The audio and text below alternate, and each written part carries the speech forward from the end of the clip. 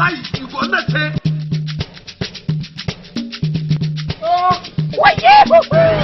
makarantar ƙauye dukan kin fita break na ji wani yayi fada dukan ki zai duka kin ga ni muguwa ce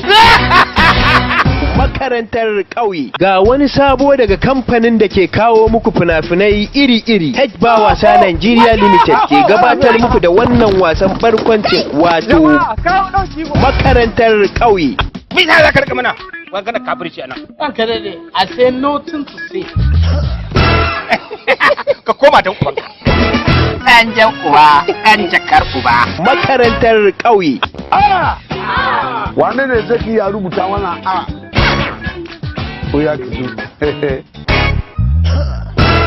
ke da hankalin ki haka na rubuta na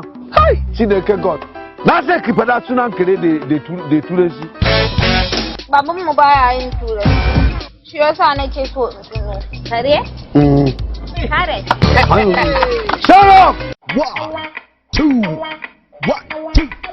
makarantar ƙauye aka ce ilimi shine gishirin zaman duniya wanda aka sin shi kuwa sai an yi ladama tirka irin wadda lamiyo ke tifkawa a cikin wannan shiri makarantar ƙauye abin sai ka gani shagwaba karambani kankamba iya yi rashin kunya sai dai ga kaifin basira lamiyo sangartacciya yar babanta makarantar ƙauye idan na ji gida bin sami masu a wurin to wallahi kai ki tabbata sai ki mutu yawa ku tsaya lalacin ku ba ku san yan mai gari ba ce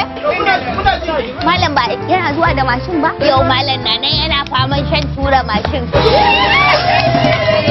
makarantar ƙauye wannan shiri ya hada da 'yan wasa kamar haka Ahmad Aliyu Tage Abdulsalam Obinna Yado Yabanya Umar Bigi Zaria sai Shakuri Kundim Samira Abubakar a matsayin Lamiyo ci gaban shiri Malam Musa Isa labari bin Sa'id Abu Sa'id Lamiyo mai rabawa kowa aiki dan kuwa ta raba kowa ya kwasa shiryawa Honorable Hamisu Bawasa mataimakiyar mai bada umarni Hajiya Fatima Lamat bada umarni Dukko Yakubu makarantar ƙauye yana nan tafe